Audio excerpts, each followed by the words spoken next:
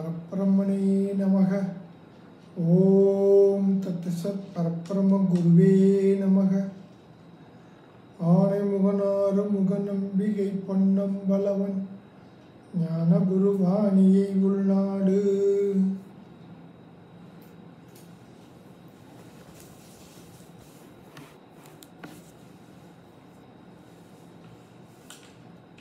சொல்லால் தம் மதிவிறகால் தூயதெது தீயதெது எனும் மாக்கள் எல்லோருக்கும் அது அதுவாய் இறையிருக்கும்படியேயாயிருக்க என்றே. மதி பரிதி எரி நீர் கால்வான் அவனி இயமானன் வடிவாய் அனைத்துமாய் அல்லாத அறிவுருவை அகத்துள் வைப்பாம். திருச்சிற்றம்பலம். சென்ற வகுப்புல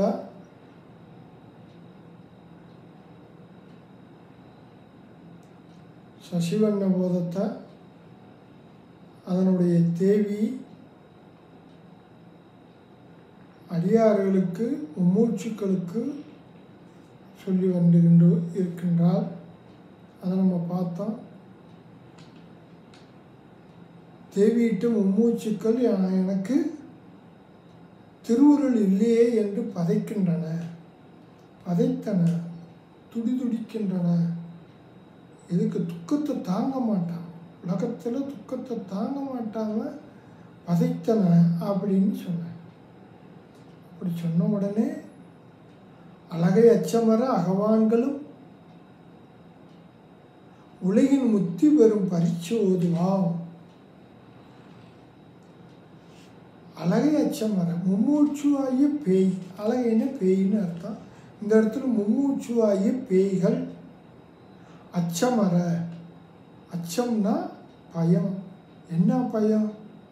துக்கத்தை நினச்சி பயம்.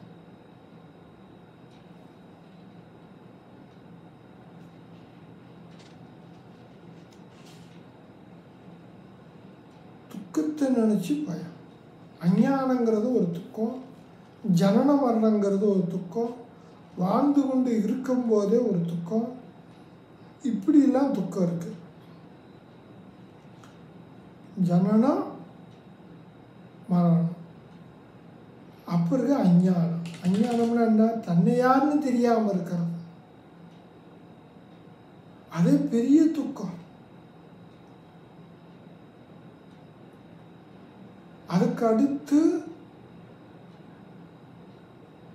ஆதி வியாதின்னு ரெண்டு இருக்கு. ஆதினா சூக்கும சரீரத்துக்கு வரக்கூடிய, அந்த கரணத்துக்கு வரக்கூடிய துக்கம். அதாவது பயம், கவலை, வெறுப்பு, விருப்பு, காமம், குரோதம், லோபம், மோகம், மதம், ஆச்சரியம், இப்படின்ற ரஜோகுணம்லாம் இருக்கு. இதெல்லாம் துக்கம்.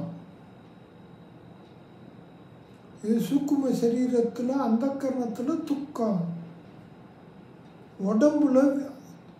உடம்புல நோய், அதுக்கு வியாதின்னு பேர். 4440 அந்த எத்தனை நாடி நரம்பு இருக்கோ அத்தனை துக்கங்கிறார், அத்தனை நோய்ங்கிறார். 4440 எவ்வளவு நாடி நரம்பு நமக்கு இருக்கின்றதோ அவ்வளவு நோய் இருக்குது. அதுக்கு வியாதின்னு பேர். சூக்கும சரீரத்துக்கு ஆதின்னு பேர், அதுக்கு வரக்கூடிய துக்கத்துக்கு ஆதின்னு பேர். தூள சரீரமாகிய இந்த சரீரத்துக்கு வரக்கூடியதுக்கு வியாதின்னு பேர். ஆதி இருக்குது, வியாதி இருக்குது, ஜனனம் இருக்குது, மரணம் இருக்குது, அஞ்ஞானம் இருக்குது. இந்த சாஸ்திரத்தில் சுரு 3 பிரிவாக சொல்லியிருக்காங்க. அத்தி ஆத்மீக துன்பம், ஆதி பௌதிக துன்பம், ஆதி தெய்வீக துன்பம்லாம் பிரித்து சொல்லியிருக்கு. மொத்தத்துக்கு அவ்வளோ துன்பம் இருக்குது. அந்த துன்பத்துக்கு பயந்துக்கிட்டுத்தான் இந்த மும்மூச்சுக்கள் பயந்து போயிருக்காங்க. அப்படிப்பட்ட பயத்தை போக்குகின்றால் யார் தேவி. அழகை அச்சமர, அந்த அச்சத்தெல்லாம் போக்குவதற்கு என்ன சொல்லுகின்றார் தேவி? அகவான்களும், அகம்னாக்க இந்த இடத்துல பாவம்னு அர்த்தம். அகவான்களும் பாவிகளும் மோட்சத்தை அடைந்த அந்த ஒரு சரித்திரத்தை நான் சொல்லுகின்றேன்.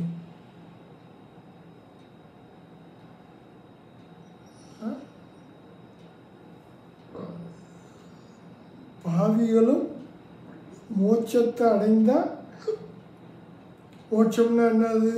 துக்கத்திலிருந்து விடுபடுவது, ஆனந்தமாக இருக்கிறது. அப்படிப்பட்ட ஒரு சரித்திரத்தை நான் சொல்கிறேன் அப்படின்னு சொல்லி தேவி சொல்லுகின்றார். சொன்ன உடனே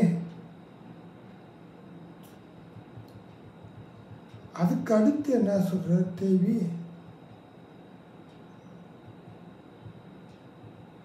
உணர்ந்த பாவமெல்லாம் பரிபூரணம் உணர்ந்த ஞானி வெளிப்பட ஓடுமே அப்படின்னு சொல்றார். உணர்ந்த பாவமெல்லாம் பரிபூரணம் உணர்ந்த ஞானி வெளிப்பட ஓடுமே. உணர்ந்த அப்படின்னா என்ன அர்த்தம்னு கேட்டால், மனது வாக்கு காயம். மனசு வாக்கு காயம். மனதினால நினைக்கிறது, வாக்குனால சொல்கிறது, உடம்புனால செய்கிறது. இதுக்குத்தான் மன வாக்கு காயம். மனசுனால நல்லது நினைக்கலாம், கெட்டதுன்னு நினைக்கலாம். வாக்குனால நல்லது சொல்லலாம், கெட்டதுன்னு சொல்லலாம். உடம்புனால நல்லதும் செய்யலாம், கெடுதலும் செய்யலாம். அப்போ இந்த கெடுதல் செய்கிறது பூரா பாவம். இதுக்குத்தான் புணர்ந்த, செய்த, மனவாக்கு காயத்தினால செய்யக்கூடிய இந்த பாவங்கள். நிறைய பேர் என்ன நினைக்கிறாங்க, உடம்புனால செய்கிறது பாவம், அந்த மனசு வாக்கெல்லாம் பாவம் இல்லைன்னு நினைக்கிறாங்க. மனசுனால பாவ புண்ணியம் இருக்குது. நல்லது நினச்சா புண்ணியம், கெடுதல் நினச்சா பாவம். வாக்குனால நல்லது சொன்னால் புண்ணியம், கெடுதல் சொன்னாக்க பாவம். உடம்புனால நல்லது செஞ்சாக்க புண்ணியம், உடம்புனால கெடுதல் பண்ணணும்னா அது பாவம். இந்த திரிகரணத்துலேயும் 3 கருவிகள்னாலேயும் நமக்கு பாவம் இருக்கிறது, புண்ணியமும் இருக்குது. அந்த பாவ புண்ணியம் எங்கே இருக்குது? அந்த கரணத்தில் அடங்கி இருக்கு, மனசில் அடங்கி இருக்கு. நம்ம செய்த பாவ புண்ணியங்கள் அந்த கரணத்தில் அடங்கி இருக்கு. அதனால தான் புணர்ந்த பாவமெல்லாம், அந்த பாவமெல்லாம் பரிபூரணம் உணர்ந்த ஞானி வெளிப்பட ஓடுமே. பரிபூரண பிரமத்தை சாட்சாத்கரித்த, பரிபூரண பிரமத்தை, அதாவது ஆத்மாவை, பிரமத்தை தரிசித்த, உணர்ந்த,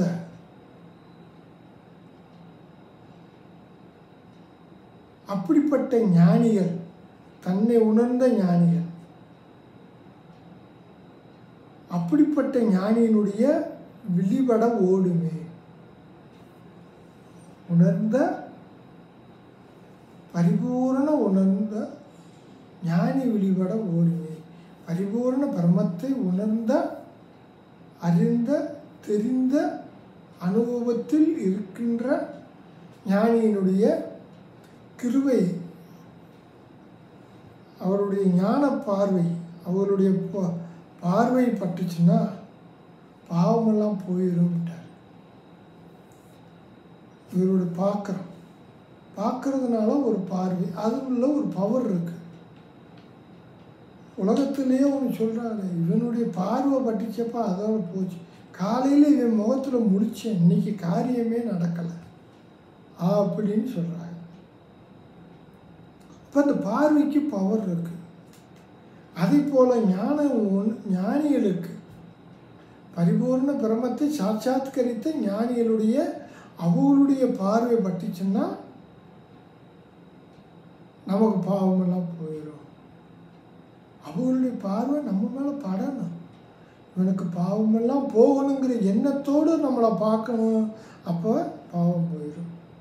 அதைத்தான் சொல்கிறார், ஞானி விழிபட ஓடுமே. இப்போ ஞானி 4 பிரிவாக இருக்காங்க.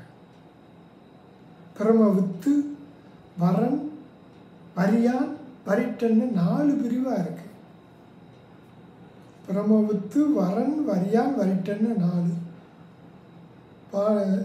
வேதாந்தம் படித்தவங்களாம் தெரியும். இது 4 பேருமே ஞானிகள் தான். பிரமவித்து எப்படிப்பட்டவன் கேட்டால், அவனுக்கு எப்போதும் புறநாட்டம் இருக்கும். உலக விஷயத்தை பற்றி அவன் பார்த்துக்கிட்டு இருப்பான், செஞ்சுக்கிட்டு இருப்பான், உலக விஷயத்திலே இருப்பான். மனம் பொறிகள் அடக்கம் பெறாதவன். அவன் மனசு எல்லாத்தையும் அடக்கம் இல்லாமல் உலக விஷயத்திலேயே எல்லா கர்மாக்களை செய்து கொண்டு உலகத்திலே வாழ்ந்து கொண்டு இருப்பான். பிரம்மவித்து அவனுக்கு தவம்லாம் அளவாத்தே இருக்கும்.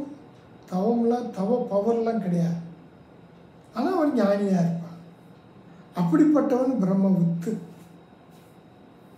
புறநாட்டம் உடையவனாகவும், மனம் பொறிகள் அடக்கம் இல்லாதவனாகவும், தவம் இல்லாதவனாகவும், ஆனால் ஞானத்தில் தன்னை அறிந்தவனாகவும் இருக்கின்ற அப்படிப்பட்டவன் பிரம்மவித்து. இது ஒன்று. இது முதல் ஆரம்பம். பிரம்மவித்து, வரன், வரியான், வரிட்டன். இது ஆரம்பத்தில் 4வது பூமின்னு சொல்கிறது. இப்போ 7வது பூமியில் வரிட்டன். இந்த வரிட்டன் எப்படி இருப்பாருன்னு கேட்டால், எப்போதுமே சமாதியில் தான் இருப்பார். புறநாட்டமே கிடையாது. எப்போதும் சமாதி. மனம் பொறிகள் எல்லாம் அடக்கி இருப்பார்கள். உலக விஷயமே அவங்களுக்கு தெரியாது. நல்ல புள்ள தவ வலிமை பெற்றவர்கள். இதுக்கும் அதுக்கும் ரொம்ப வித்தியாசம். பிரம்மபுத்தி இப்படி இருக்கிற புறநாட்டம் உடையவன், வரிட்டன் புறநாட்டம் இல்லாதவன். மனம் பொறிகள் அடக்கம் பெறாதவன் பிரம்மபுத்து. வரிட்டன் மனம் பொறிகள் அடக்கம் உள்ளவன். அவன் சமாதியை விட்டு வெளியே வந்தால் தானே எல்லாம் பார்க்க முடியும். அவன் சமாதியில் விட்டு எப்பயுமே இருக்கின்றானே. அதனால் எப்போதும் அவனுக்கு அடங்கி இருக்கும். மனம் பொறிகள் இந்திரியங்கள் எல்லாம் அடக்கம் உள்ளது. இவனுக்கு தவமே கிடையாது. கர்மா பண்ணிக்கிட்டு இருக்கேன். பிரம்மபுத்து தவம் இருக்கிறதுக்கு வாய்ப்பு கம்மி. ஆனால் வரிட்டனுக்கு தவத்தோடு இருக்கு, பவர் இருக்கு.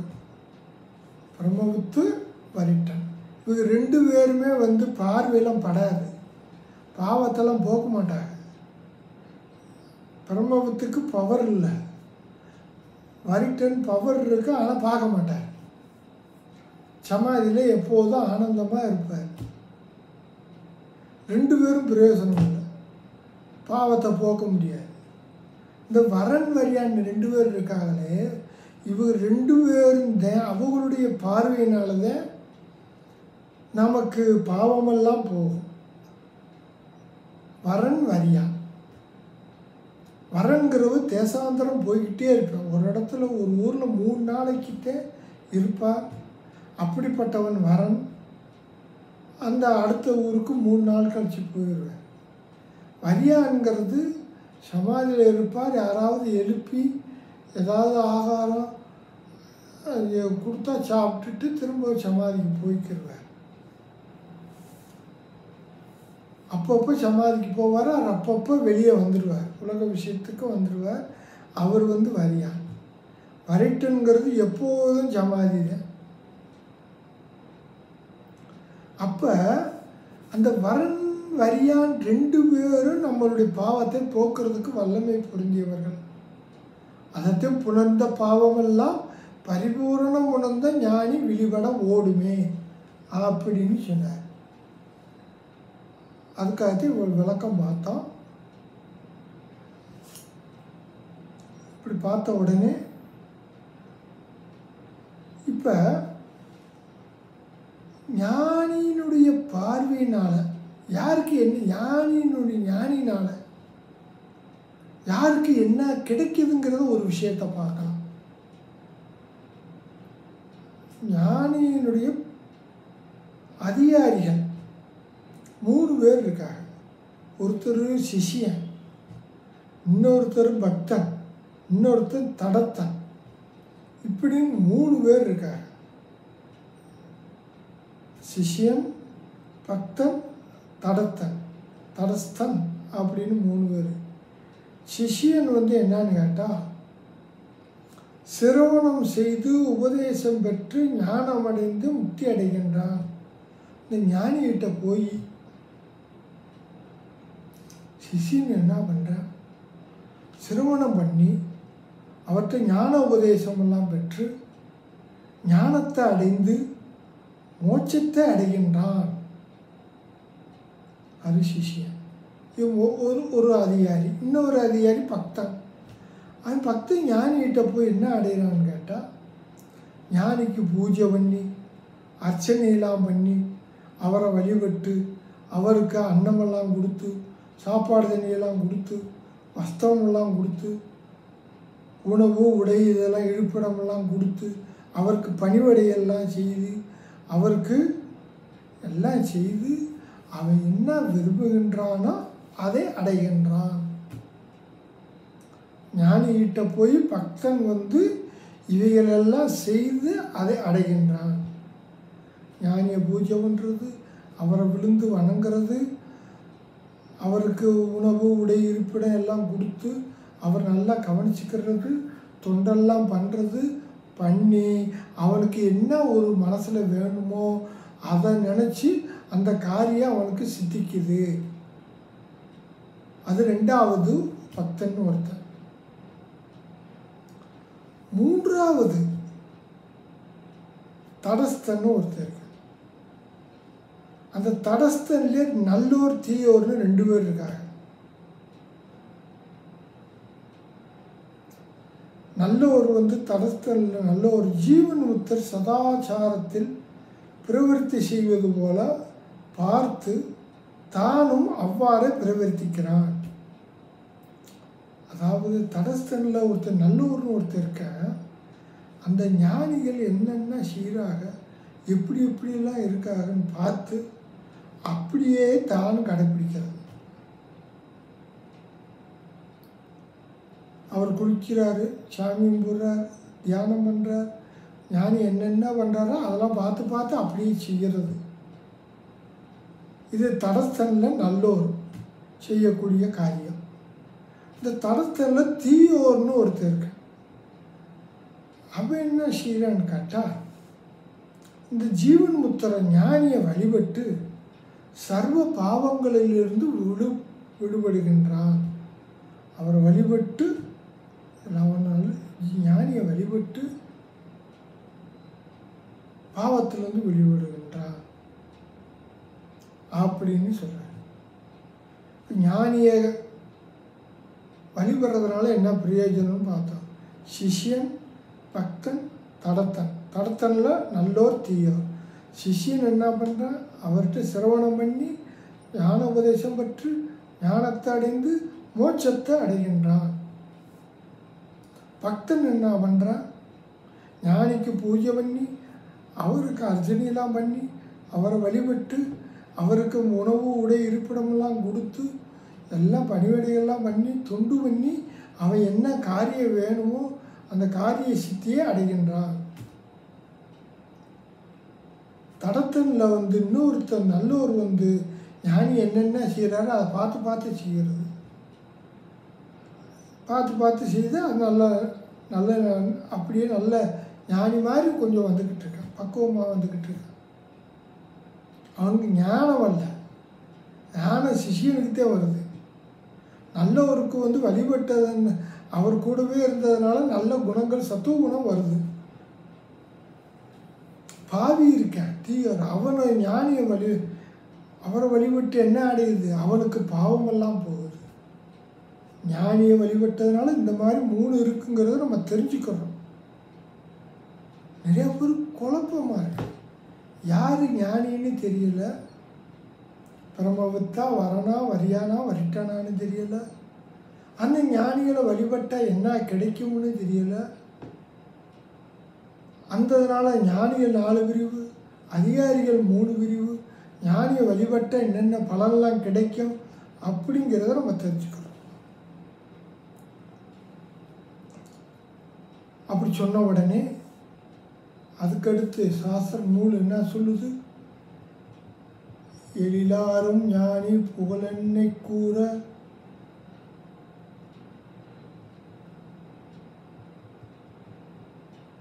உயர் வீடு இவன் சொல் வலிசை தொழிலாளர் சேர்கை அது கேளும் முன்னை இதிகாசம் ஒன்று சொல்லவே. மூன்றாவது செய்யுள். அதாவது எழிலாறு ஞானி புகழென்னை கூற உயர் வீடு இவன் சொல் வலிசை தொழிலாளர் சேர்கை அது கேளும் முன்னை இதிகாசம் ஒன்று சொல்லவே அப்படின்னு சொல்ற. எழிலாறு ஞானி புகழென்னை கூற, அதாவது இவன் இந்த ஞானியினுடைய சொல் வழி, இந்த ஞானி சொல்லிய பிரகாரம் கூறிய வண்ணம் செய்தொழிலாளர் இயற்றும் ஏவலாளர்கள் அனுஷ்டானம் பண்ணக்கூடியவர்கள் ஞானி என்ன சொல்கிறாங்களோ அதை கேட்டு அதன்படி நடப்பவர்கள் சிரவணம் பண்ணுபவர்கள் செய்தொழிலாளர் அப்படிங்கிறது இயற்றும் ஏவலாளர்கள். அப்படின்னா ஞானத்தை கடைப்பிடிப்பவர்கள்னு நம்ம எடுத்துக்கலாம். ஞானத்தை ஞானி சொன்ன பிரகாரம் ஞானத்தை கடைப்பிடிப்பவர்கள், அபியாசம் பண்ணுபவர்கள் சேர்கை அடைவது உயர் வீடு மேலான மோட்சத்தை அடைவார்கள். ஞானியினுடைய சொல்ல கேட்டு அதன்படி நடந்தால், அவர் சொல்கிற பிரகாரம் சிரவணம் பண்ணி கேட்டு சிந்தித்து நடந்தோம்னா நம்ம அடைவது மேலான வீடு, மோட்சத்தை அடையலாம்ட்டார். அப்படி இருந்தால் எழிலாரும் ஞானி புகழென்னை எழிலாரும் அப்படிப்பட்ட ஞானியினுடைய பெருமையை 1000 நாமுடைய ஆதிசேஷன்னாலே சொல்ல முடியாது. ஞானியுடைய பெருமையை யாரும் சொல்ல முடியாதுங்கிறார். ஞான நிலை அவ்வளோ பெருசு, ஞானி அவ்வளோ பெரியவர். ஞானிங்கிறது பட்டம் கொடுக்கறது இல்லை, அது அதான் வர்றது. அது எப்படி வருது, ஏன் வருதுன்னு சொல்ல முடியாது, அதான் வந்துடும். ஒருத்தருக்கு மகான்னு சொல்கிறாங்க, மகான்கிற பட்டம்லாம் அதான் வர்றது. ஞானின்னா அதே மாதிரி வர்றது. அப்படிப்பட்ட ஞான நிலை ரொம்ப மேலானது. அப்படிப்பட்ட ஞான நிலை எப்படி இப்போ இருக்குங்க, அழகு நிறைந்தது அப்படிங்கிற. ஞானி எப்படி இருப்பாங்கன்னு அவருக்கு ஒரு 4 குணங்கள் சொல்லியிருக்கு. மைத்திரி, கருணை, முதிதை, உபேட்சைன்னு 4 இருக்கு. மைத்திரி, கருணை, முதிதை, உபேட்சை அப்படின்னு 4 தன்மைகள், குணங்கள் அவருக்கு இருக்கு. மைத்திரின்னா என்னன்னு கேட்டால், இன்பம் உடையவர் எடுத்து இவர் அனைவரும் நம்மவரே எனும் பாவனை. அதாவது நட்பு. ஒருத்தர் இன்பம் சந்தோஷமாக இருக்கிறாங்கன்னு வச்சுக்கிறோம், அவங்கெல்லாம் நம்மவங்க நல்லா இருக்கட்டும் அப்படின்னு நினைக்கிறோம். நிறையா பேர்த்துக்கு ஒருத்தர் நல்லா இருந்தால் அப்படியே வயிறு பற்றிக்கிட்டு எரியும்.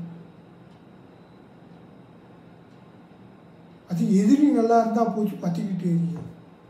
அந்த காரணத்தில் அவ கபகபன்னு பொறாமை. ஆனால் ஞானிக்கு எப்படி இருக்குது, யாரெல்லாம் நல்லா இருக்காங்களோ, யாரெல்லாம் சந்தோஷமாக இருக்காங்களோ, இவெல்லாம் நம்ம நல்லா இருக்கட்டும் அப்படின்னு நினைப்பார்களாம். அதுக்குத்தான் மைத்திரின்னு பேர். கருணை, கருணை அப்படின்னா அருள். துன்பத்துக்கு பாத்தியமான பிராணிகள், மனிதர்களிடத்து கருணையாக இருக்கிறது. நமக்கு எப்படி துக்கம் வரக்கூடாதுன்னு எல்லாருமே நம்ம நினைக்கிறோமோ அதைப்போல் அடுத்த உயிரினங்களுக்கு மனிதர்களுக்கு துக்கம் வரக்கூடாது அப்படின்னு நினைக்கிறது.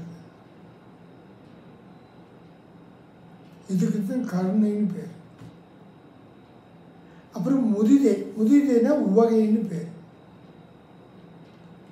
சற்கர்மம் உடையவர்களை கண்டவுடன் முகம் மலருது. நல்லவர்களை பார்த்த உடனே அது அப்படியே சந்தோஷம். நல்லவரை பார்க்கும்போது சந்தோஷம் வருமா இல்லையா? நல்ல மனுஷனை பார்த்தவொடனே நமக்கே சந்தோஷமாக இருக்கும். அவரை பார்த்தவொடனே ஒரு கும்பிடு போடுறோம், விழுந்து வணங்குறோம்.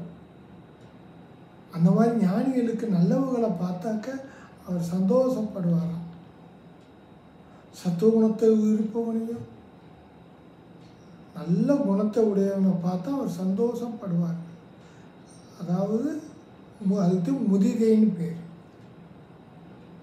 அப்புறம் உபேட்சைன்னு ஒன்று இருக்குது, நொதுமல். அதாவது விருப்பு வெறுப்பு அற்றதன்மை.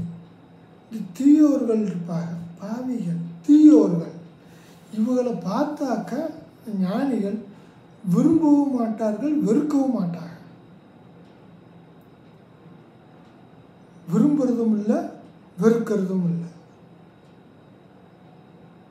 தீயோர்களை பார்த்து விரும்பவும் கூடாது, வெறுக்கவும் கூடாது. ஞானிகள் அப்படி இருப்பார்கள். அதத்தை மைத்திரி, கருணை, முதிதை, உபேட்சின்னு 4 இருக்குது. இந்த 4 உடையவர்கள் ஞானிகள். அப்படிப்பட்ட ஞானியினுடைய பெருமையை சொல்ல முடியாது. 1000 நாமுடைய ஆதிசேஷனாலேயும் சொல்ல முடியாது. அப்படிப்பட்ட ஞானியினுடைய பேச்சை கேட்டு, அவருடைய உபதேசத்தை கேட்டு, அவர் மூலம் சிரவணம் செய்து, ஞானத்தை அனுஷ்டானம் பண்ணி, ஞான அபியாசம் பண்ணி, அதை கடைப்பிடித்தவர்கள் அடைவது மோட்சம். சேர்கை உயர் வீடு இவன் சொல் வலிசை தொழிலாளர் சேர்கை அது கேளும் உன்னை இதிகாசம் ஒன்று சொல்லவே. அப்படிப்பட்ட ஒரு ஞானிக்கு பணிவிடைகளை செய்து மோட்சத்தை அடைந்த ஒரு சரித்திரம் இருக்குது. அதை நான் சொல்கிறேன், ஒரு வரலாறு சொல்கிறேன். ஒரு மகானுக்கு பணிவிடைகள் செய்து பாவமெல்லாம் போய் ஞானத்தை அடைந்து மோட்சத்தை அடைந்தான். அப்படிப்பட்ட சரித்திரம் ஒன்று இருக்குது, அதை நான் சொல்லுகின்றேன் அப்படின்னு தேவி மும்மூச்சிகளுக்கு சொல்லுகின்றார். அதாவது என்னன்னு கேட்டால், சசிவண்ணன் மானந்திவராயனருக்கு பணிவிடைகளை செய்து ஞானத்தை அடைந்து மோட்சத்தை அடைந்தான் அப்படின்னு சொல்லப் போகின்றார். அடுத்து சொல்லப் போகின்றார். அதைத்தான் சொல்ல வர்றார் இந்த நூலில்.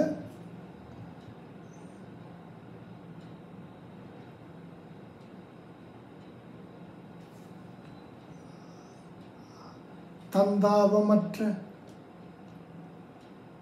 பரன் ஏவல் செய்த அவனுற்ற பேருதனை முன் செந்தாமரை கண் முதல்வருக்கு எம்மண்ணல் திருவாய் மலர்ந்ததுவே. தந்தாபமற்ற பரன் ஏவல் செய்த அவனுற்ற பேருதனை முன் செந்தாமரை கண் முதல்வருக்கு எம்மண்ணல் திருவாய் மலர்ந்தது இதுவே அப்படிங்கிற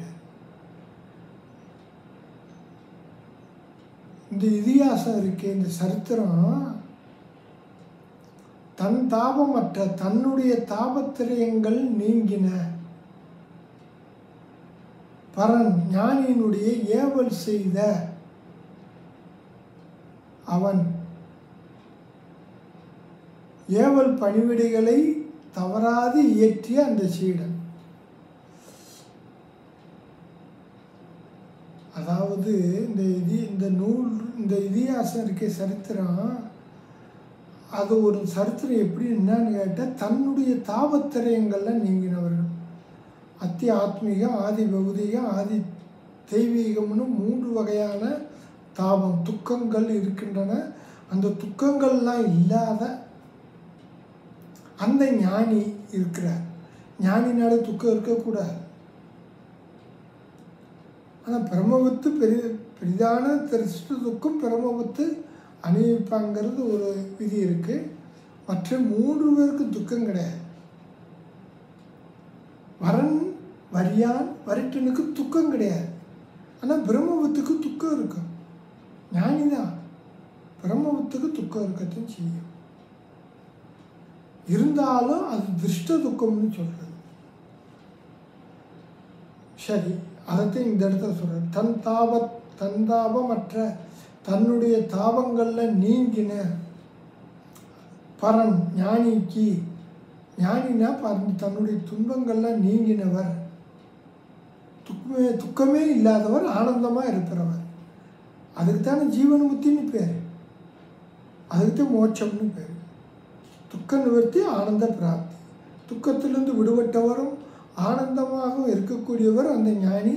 அப்படிப்பட்ட ஞானியினுடைய அந்த ஜீவன் முக்தருடைய அவருடைய ஏவல் செய்து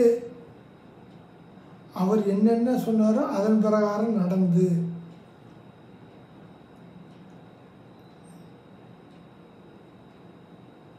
உற்ற பெறுதனை அவன் அடைந்த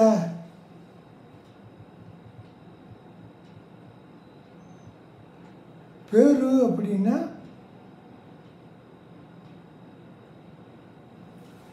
பயன்.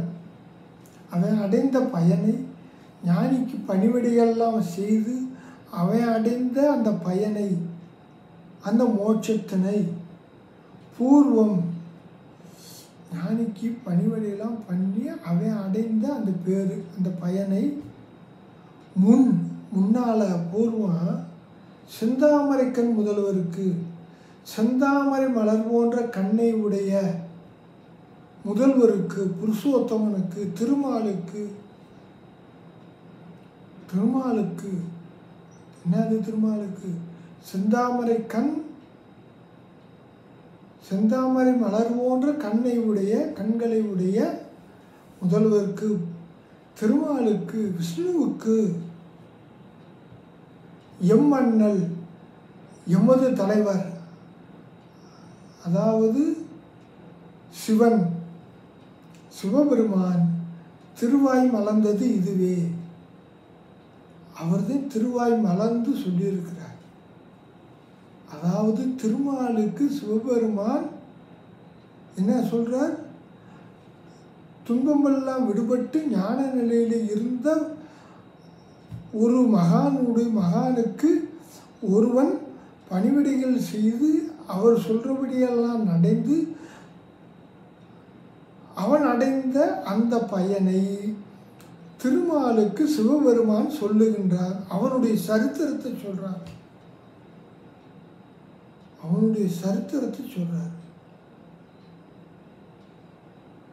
இப்படி இந்த சரித்திரத்தை, அதாவது இந்த இடத்த சசிவண்ணனை குறிக்குது. சசிவண்ணன் மகா பாவி. அவனுடைய குரு மானந்தி பராயணர். மானந்தி பராயணர் சொல்றதெல்லாம் கேட்டு பணிவிடைகள்லாம் செய்து ஞானத்தை அடைந்து அவர் உபதேசப்படி நடந்து அவன் அடைந்த மோட்சம், அந்த நிலை, அந்த பயன், பேரு, அதை சிவபெருமான் அவனுடைய சரித்திரத்தை, சசிவனுடைய சரித்திரத்தை திருமாலுக்கு சொன்னாராம் அப்படின்னு தேவி சொல்லுகின்றாள்.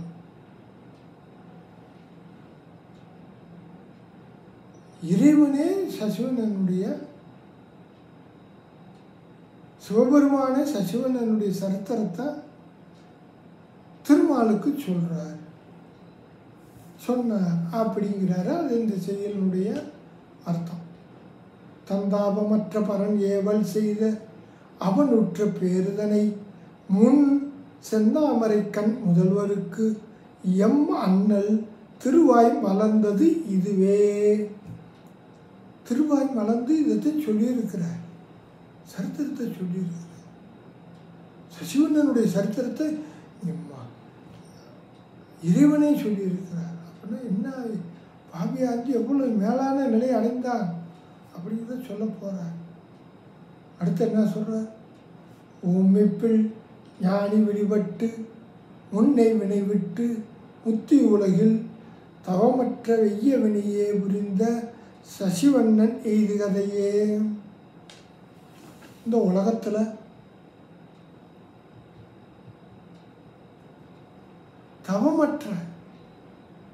தவமற்றன்னா தவ செயல்களே செய்யாதவன். இந்த உலகத்தில் தவமே செய்யாது, நல்லதே செய்யாது.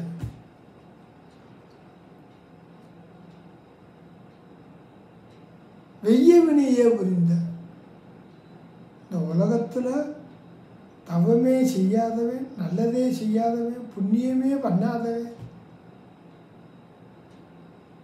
வெய்ய வினையே புரிந்த தீய கர்மத்தையே செய்து. வெய்ய வினைன்னா தீயன்னு அர்த்தம். கெட்ட கர்மத்தையே பாவத்தவே செய்தான், அக்கிரமமாக பண்ண. வெய்ய வினையே புரிந்த சசிவண்ணன் எய்து கதையே. சசிவண்ணன் சசிவண்ணன் இருக்கானே, அவன் ஊமைப்பில் ஞானி வெளிப்பட்டு, ஒருவராலும் ஓமை இல்லாத ஞானியினுடைய கிருபைப்பட்டு. அதாவது ஞானியினுடைய கிருபை எந்த ஒருக்கு சமம் இல்லாத, அதைத்தான் ஊமைப்பில். ஊமை கிடையாது, சமம் கிடையாது, ஒப்பு கிடையாது, ஈக்குவல் கிடையாது. இந்த ஞானியினுடைய பவர் அப்படிப்பட்ட ஓமைப்பில் ஞானி வெளிப்பட்டு, ஞானியினுடைய கிருபையெல்லாம் பட்டு அப்படியே பார்க்குறார், கிருபையோடு பார்க்குறார். அந்த கணமே முன்னை வினை விட்டு பழைய வினைகள்லாம் போய் சஞ்சித கர்மங்கள்லாம் நாசமாகி, பழைய வினைனா சஞ்சித கர்மங்கள், இவையெல்லாம் நாசமாகி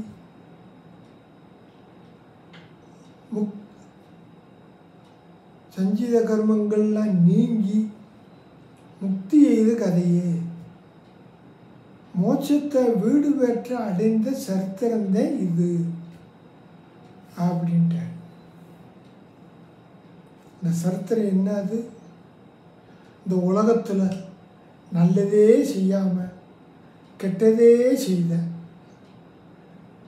அக்கிரமம் நல்லதே செய்யாமல் தீயதே செய்த சசிவண்ணன் ஒருத்தர் இருந்தான்.